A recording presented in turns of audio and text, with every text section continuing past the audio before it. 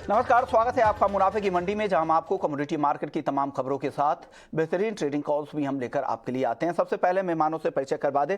धर्मेश भाटिया हैं हमारे साथ, एमिरेट्स एनबीडी से, किशोर नारने हैं मोतीलाल ओसवाल फाइनेंशियल सर्विसेज से, वंदना भारती हैं एसएमसी ग्लोबल सिक्योरिटी से, साथ ही हमारे साथ गंगानगर कमोडिटीज से अमित खरे भी आगे होंगे, जिनसे हम बात करेंगे एग्री मार्केट को लेकर और साथ ही कुछ टेक्निकल कॉल्स भी एग्री ट्रेडिंग को लेकर आपको बताएंगे। साथ ही पूनम चंद गुप्ता होंगे जो हल्दी के बारे में उनसे ग्राउंड की स्थिति जानने की कोशिश करेंगे। लेकिन फटाफट से टॉप 10 खबरें देख लेते हैं कि आज कहाँ सबसे ज़्यादा एक्शन दिख रहा है।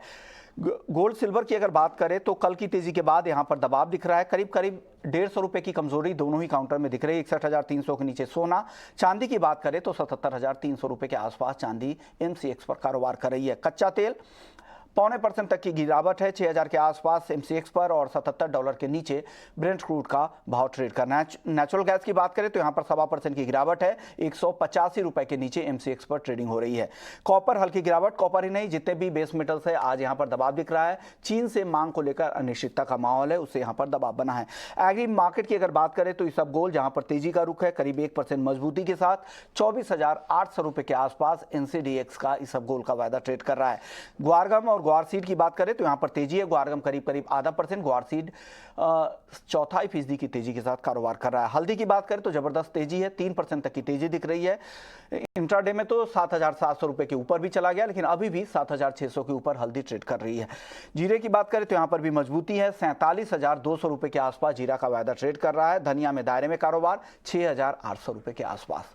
चलिए फटाफट से गोल्ड और सिल्वर की बात कर लेते हैं।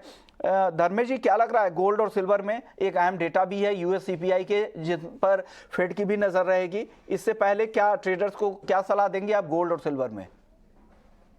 देखिए, अगर गोल्ड एंड सिल्वर की बात करें तो वॉलेटिलिटी काफी हाई है। अगर पिछले हफ्ते से देखें तो पिछले हफ्ते मैंने काफी बुलिश कॉल दिया था और मार्केट ने काफी अच्छी छलांग भी लगाई दी थी।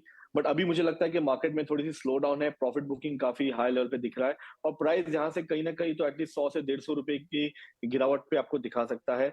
ऑन अदर हैंड अगर आप देखिए तो मुझे लगता है कि डॉलर इंडेक्स में थोड़ी सी तेजी आ सकती है। आज ईसीबी का मीटिंग है और एक्सपेक्ट कर रहे हैं कि फिर से 25 से 50 बेसिस पॉइंट की बढ़ोतरी देखने मिल सकती है और फिर से वहां से डॉलर में आपको तेजी देखने मिल सकती है। तो ये एक गोल्ड के लिए नेगेटिव न्यूज हो सकता है शॉर्ट मीडियम टर्म के लिए। तो मैं सलाह दूंगा कि इंट्राडे प्रोस्पेक्ट से आप बिकॉली करके चल सकते हैं। 150 से 200 रुपए की गिरावट आपको करंट लेवल से देखने मिल सकती है। बट अगर आप लॉन्ग टर्म की विचार है तो मेरे हिसाब से 60,500 से लेके 60,000 के लेवल आपको मे बी मीडियम 15 दिन या 20 दिन के अंतराल में देखने मिल सकते हैं। अंतरराष्ट्रीय मार्केट में $2,000 के स्तर आपको देखने मिल सकते हैं। यानी गोल्ड और सिल्वर दोनों ही बेचने की सलाह धर्मेश जी की है। 61,300 पे गोल्ड बेचे, 77,350 का पे चांदी आपको यहाँ पर बेचने की सलाह है। लेकिन जो भी स्टॉप लॉस बताया जा रहा है उसको फॉलो कीजिएगा, क्योंकि मार्केट काफ़ी वॉलेटाइल इवनिंग के सत्र में रह सकता है। सीपीआई के आंकड़ों पर सबसे ज़्यादा फेड की नज़र है, इस वजह से काफ़ी वॉलेटाइल मार्केट रह सकता है गोल्ड और सिल्वर का। वंदना जी, आप क्या सलाह दे रही हैं गोल्ड और सिल्वर पर? विश्वमोहन जी, एक तो नीज ऑफ रिएक्शन यहाँ पे आएगा और मुझे लग रहा है कि प्राइसेस थोड़ा सा प्रेशर में है यहाँ पे। भले ही वो डाउन साइड है, ब्रेच नहीं कर पा रहा, लेकिन टेक्निकली एक वीकनेस मुझे लग रहा है, मुझे भी यहाँ पे लग रहा है 61,200 एक लेवल रहेगा जहाँ पे मैं यहाँ पे शॉर्ट इनिशिएट करने की सलाह दूंगी। मुझे लग रहा है प्राइसेस नीचे की तरफ एक बार 60,900 के करीब जा सकता है। स्टॉप लॉस जरूर लगाना होगा, स्ट्रिक्ट स्टॉप लॉस होगा 61,350 का। और कॉमिक्स में मुझे लग रहा है कि ग्रेजुअली एक बार हो सकता है कि गोल्ड $2,018 तक का जो लेवल्स है वो आता हुआ यहाँ पे देखे। और यहाँ पे मुझे लग रहा है कि डॉलर इंडेक्स में एक रिबाउंड आएगा और 102.3 तक यहाँ पे एक जाने की मतलब उम्मीद लग रही है कि यहाँ से एक रिबाउंड आएगा और ये टच कर सकता है ये लेवल। तो प्रेशर यहाँ पे बना हुआ दिख रहा है मुझे गोल्ड और सिल्वर दोनों में।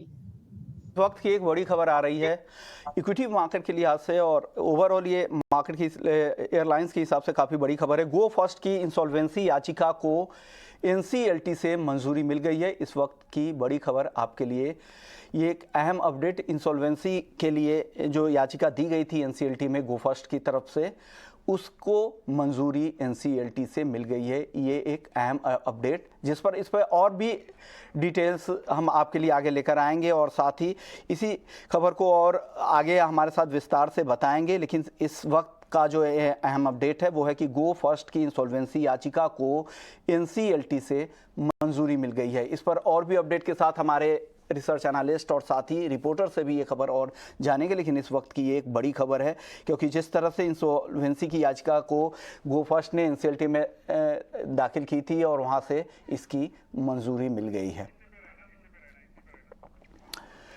चले, इस वक्त हमारे साथ अंकुर भी हमारे साथ होंगे जिन पे हम डिटेल्स लेंगे, उनसे पूरी डिटेल्स लेंगे, लेकिन ये अब तक सिर्फ यही अपडेट आ रहा है कि इंसॉल्वेंसी याचिका को एनसीएलटी से मंजूरी मिल गई है। चलिए, लेकिन एक एविएशन एक्सपर्ट भी हमारे साथ आ गए हैं, परवेज दमानिया साहब हैं। दमानिया जी, स्वागत है आपका ईटी नाउ स्वदेश पर। सर, ये जो खबर आ रही है कि एनसीएलटी से मंजूरी मिल गई है गो फर्स्ट की इंसॉल्वेंसी याचिका को, अब आगे का रुख क्या हो सकता है गो फर्स्ट का? आगे किस तरह से चीजें बदलेंगी यहाँ से? नहीं, अभी तो अगर इंसॉल्वेंसी है तो ताबड़तोब sub leasing companies will try and procure the aircraft back. Sub leasing companies इधर एयरक्राफ्ट ले जाने का बात करेंगे, दूसरे एयरलाइन को देने का बात करेंगे। और दूसरा मेजर प्रॉब्लम क्या है गो एयर के लिए, अभी ताबड़तोब सब पायलट छोड़ने की तैयारी में कर देंगे। तो अगर एयरक्राफ्ट लीजिंग कंपनीज ने वापस ले लिया, पायलट छोड़ दिए, तो फिर एयरलाइन में कुछ रह नहीं जाता एक्चुअली। तो it is a very very uphill task for Go Air. अभी इनका प्रैट एंड विटनी का सेटलमेंट होता है, क्या सेटलमेंट होता है, कब सेटलमेंट होता है, तब तक तो things will be very bad by that time. अब आपको दमानिया जी, आपको ये लग रहा है कि वापस से ये एयरलाइंस वापस से शुरू हो पाएगी? क्योंकि जितने सारे एम्प्लॉयज़ है, 7,000 से ज़्यादा एम्प्लॉयज़ है और इनडायरेक्टली तो 10,000 से ज़्यादा एम्प्लॉयमेंट ये दे रहा है, तो ऐसे में क्या लग रहा है वापस से ये एयरलाइन शुरू हो पाएगी? देखिए, चाहते तो सभी है और एविएशन इंडस्ट्री पूरी चाहती है कि एयरलाइन वापस चालू हो जाए। किसी को फायदा नहीं होता एयरलाइन जब बंद हो जाती है। It creates a very negative impact for the whole aviation industry. लेकिन अभी मुझे लग रहा है ये इजी नहीं है, अभी बहुत डिफिकल्ट है। थोड़ा टाटा ग्रुप और इंडिगो के एक्विजिशन की भी खबर आ रही कि हो सकता है कि गो फर्स्ट को एक्वायर कर ले। इस खबर पर आप क्या कहेंगे? नहीं, अगर अक्वायर करते तो मुझे लगता बहुत अच्छी बात है, लेकिन वो शायद कंपनी नहीं ले लेंगे। अगर उनको डायरेक्ट जहाज मिल रहे हैं और पायलट्स मिल रहे हैं तो फिर आप कंपनी लेके क्या करेंगे? देखिए, valuation is on the aircraft, the leasing and the train staff. अगर ये सभी इंडिगो के पास आ जाता है तो फिर लेने का क्या सवाल है? देखिए, वैल्यू है स्लॉट्स और टाइमिंग की, वो भी धीरे धीरे करके सबको बांट देंगे। तो ये मुझे लगता है थोड़ा बहुत अपहिल टास्क है। पहले से ये नहीं होता तो अच्छा होता, पहले से थोड़ा प्लानिंग बेटर करते तो अच्छा होता, लेकिन अभी ये हुआ है। अभी let us see what best can be done. मुझे लग रहा है गो एयर तो ट्राई कर रहा होगा कि कोई भी सबसे वापस चालू हो, लेकिन I am not very optimistic about this. क्योंकि देखिए, जब किंगफिशर बंद हुआ उन्होंने भी बहुत ट्राई की चालू करने की। Doctor Vijay Mallya try is level best. अभी जेटर अब तक स्ट्रगल कर रहा है चालू करने को, लेकिन अभी मुझे लग रहा है जेटर के भी चांसेस नेग्लिजिबल हो गए। तो एक बार बंद हो जाता है कंपनी, फिर उसको चालू करना है very difficult task. Sir Damania ji, एक और सवाल आपसे होगा। जो एयरबस एसी है, वो एयरबस एसी प्लेन्स को एक्विजिशन की बात आ रही है, या तो टाटा ग्रुप या इंडिगो की तरफ से इस तरह के एक्विजिशन हो सकते हैं, इस पर क्या कहेंगे आप? करेक्ट।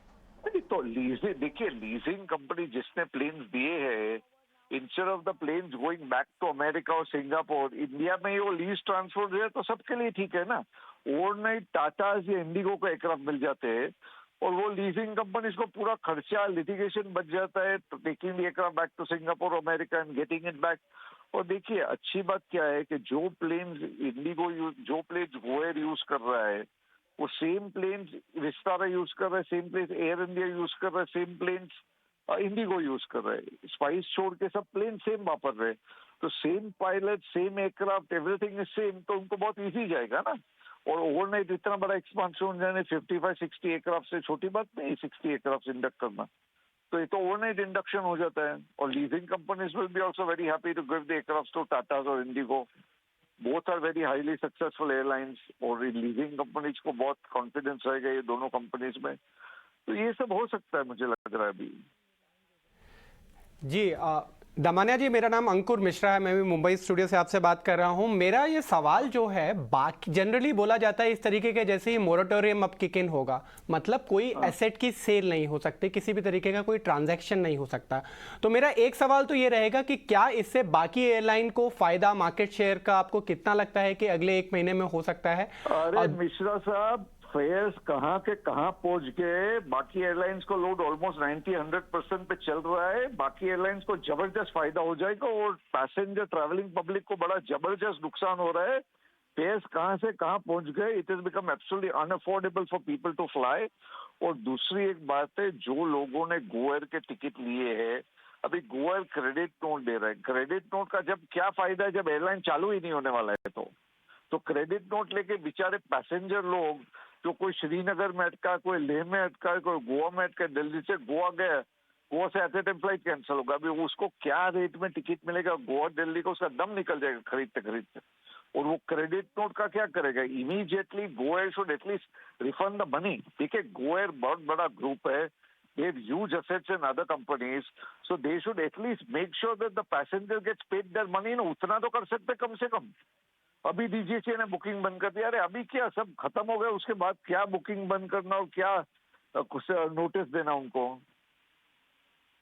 जी बिल्कुल, आप ये तो एकदम सही बोल रहे हैं, लेकिन अभी हमें ये देखना होगा कि जिस तरीके से अब ये दिवालिया कार्रवाई शुरू होगी, यहाँ पर किस तरीके के एसेट्स हैं जो भुनाए जा सकते हैं, आपको क्या लगता है? मिश्रा साहब, एयरलाइन में कोई एसेट्स नहीं रहते। Everything is on lease. जो प्लेन लीज पे, वो लीज प्लेन चले जाएंगे। जी मैं वही आना चाहता था कि यहाँ पर उनका कोई फिक्स एसेट तो है नहीं, एयरक्राफ्ट्स हैं जो कि लेसर्स वापस मांग रहे हैं। अब यहाँ पे जो दिवालिया कार्रवाई होगी, वहां पर ऑप्शंस क्या है कि इसको रिजॉल्व कैसे किया जाए? जो आपने जैसे बोला, यात्रियों का पैसा कैसे वापस मिलेगा, और सबसे जरूरी चीज जो बैंकों का पैसा भी जो फंसा हुआ है वो कैसे मिलेगा? साहब, जेट एयर में कहाँ बैंकों को पैसा मिला, किंगफिशर में कहाँ बैंकों को पैसा मिला? Because there are no assets. साहब, ये फैक्ट्री है, प्लांट है, जमीन है, मशीनरी है, यहाँ तो कुछ है ही नहीं ना। पुशबैक ट्रॉली और साले स्टेयरकेस और बसेस से क्या पैसा आएगा? साहब, उसके असेट्स वैल्यूएशन है the parking lots and the slots. अभी वो थोड़ी टेंजिबल असेट्स है। तो ये बैंकों को पैसा। And what my point is, the group is so cash rich and the group has huge amount of asset, they should repay the bank loan and पे ऑफ द एम्प्लॉयज। तब मेरे को बात करिए, 7,000 एम्प्लॉय है, एक आदमी फैमिली का, 3 आदमी का फैमिली है, तो 21,000 लोगों का लाइफ पे इम्पैक्ट पड़ रहा है ना। और नहीं, ये लोग कहाँ जॉब मिलने जाएंगे? जो ट्रेंड है, मैन पावर ट्रेंड है, जो पायलट्स है, सीनियर पायलट्स है, सीनियर को पायलट्स है, उनको मिल जाएंगे, सीनियर इंजीनियर्स। लेकिन बाकी जो ट्रैफिक असिस्टेंट है, टिकटिंग स्टाफ है, होस्टेस है, उनको कैसे जॉब मिलेगा? ओके, यानी जिस तरह के हालात है सर, लेकिन गोइंग कंसर्न पे अगर ये चलाते हैं एयरलाइन दमानिया साहब, और मॉरेटोरियम अगर बैंकों की तरफ से इनको मिलता है, तो क्या लग रहा है ये इनको, इनके लिए? Already the employees union of the banks have written that no moratorium or haircut should be taken. देखिए, everybody should try and get this airline started. I am sure the government also wishes, लेकिन वो group के तरफ से भी ज्यादा पैसा आना चाहिए ना अंदर। They are a very cash rich. देखिए, they are not like Jet Air, which was completely dependent on one business itself. Okay, लेकिन दमानिया साहब, अगर वो मॉरेटोरियम मिलने पर क्या वो जो लेसर्स होंगे, जो इनको पट्टे पे दिया होगा इन्होंने एयरक्राफ्ट, क्या उसे पोजीशन लेने से रोक पाएंगे ये लोग? देखिए, मैं ऐसा नहीं बोल रहा हूँ कि ये लोग निगोशिएट नहीं कर रहे होंगे, निगोशिएट कर रहे होंगे, बात कर रहे होंगे, लेकिन जो लीजिंग कंपनी है उनको भी बहुत एक्सपीरियंस है, उनको भी मालूम है कि एक बार एयरलाइन बंद हो गया।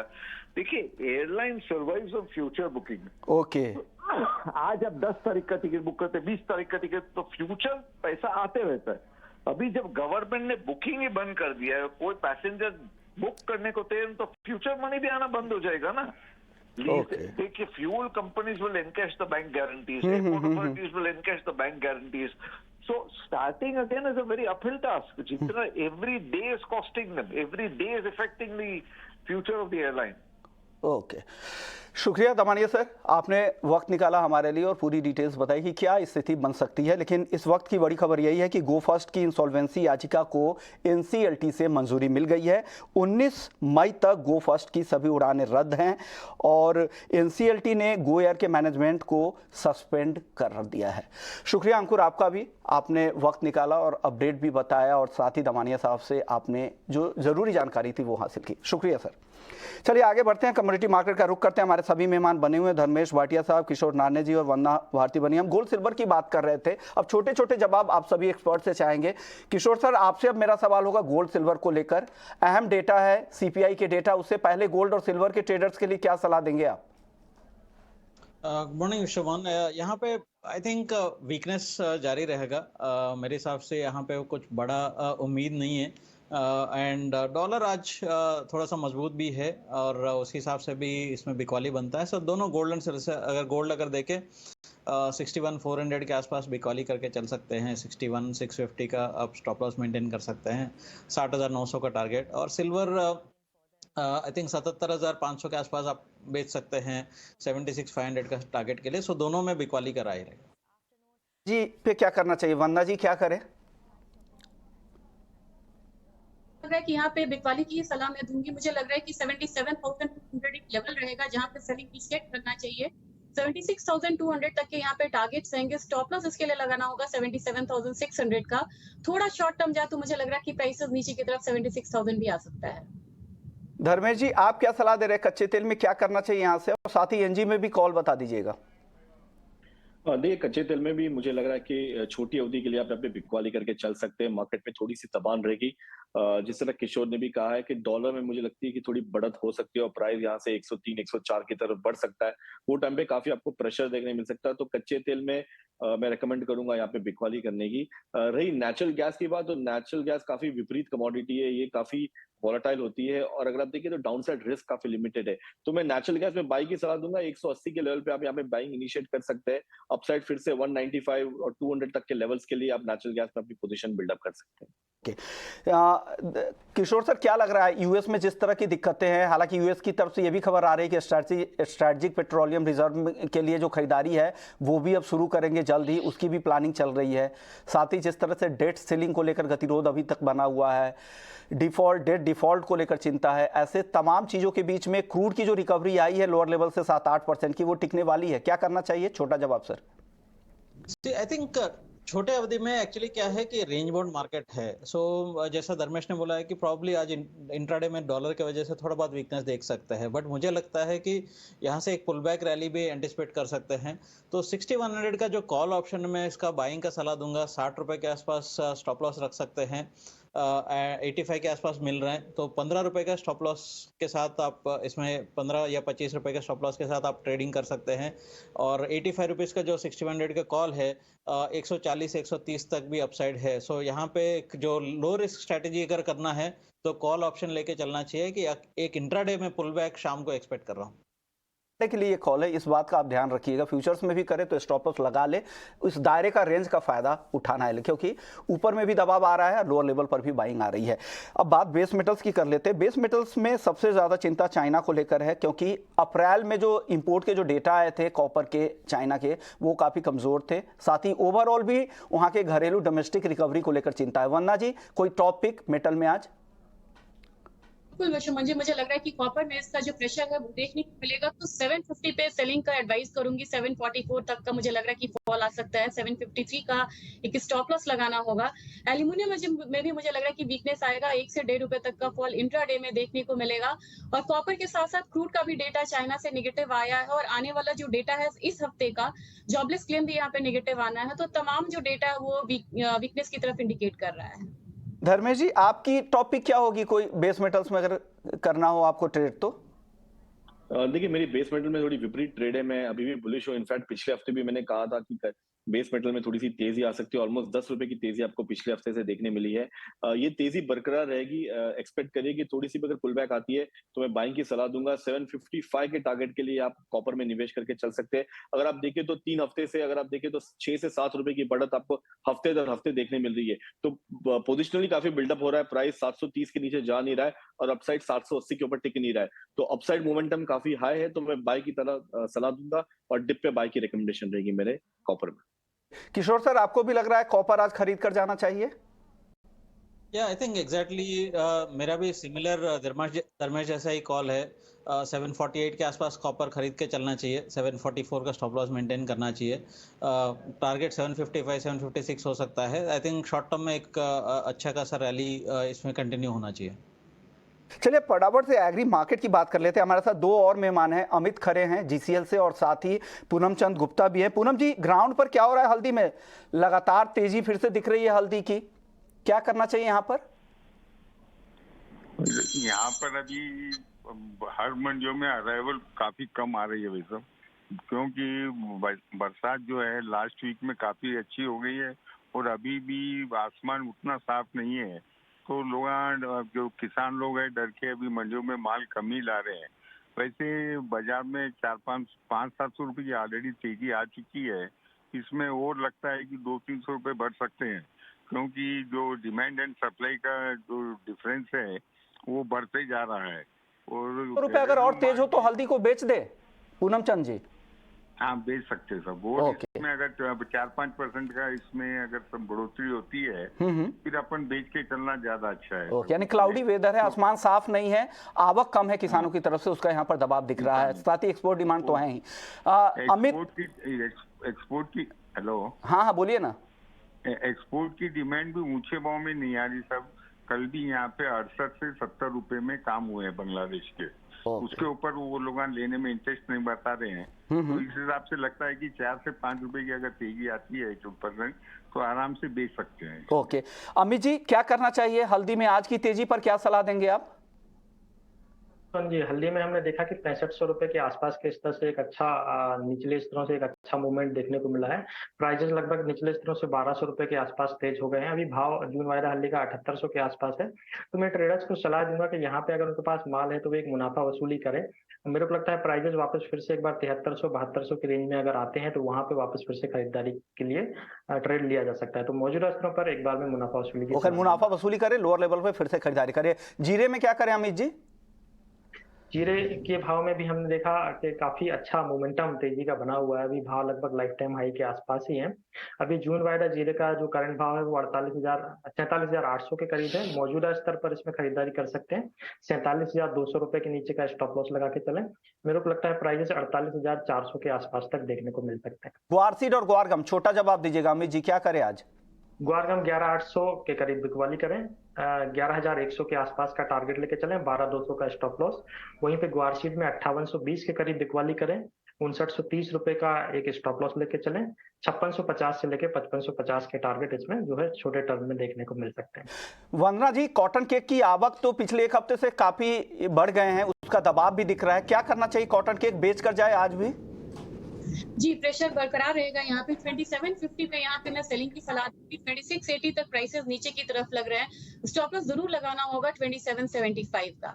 ओके, शुक्रिया वंदना जी आपका, धर्मेश जी आपका, किशोर जी आपका और साथ ही अमित जी आपका। आप लोगों ने वक्त निकाला और फटाफट से दर्शकों को तमाम ट्रेडिंग कॉल्स बता दिए। मुनाफे की मंडी में फिलहाल इतना।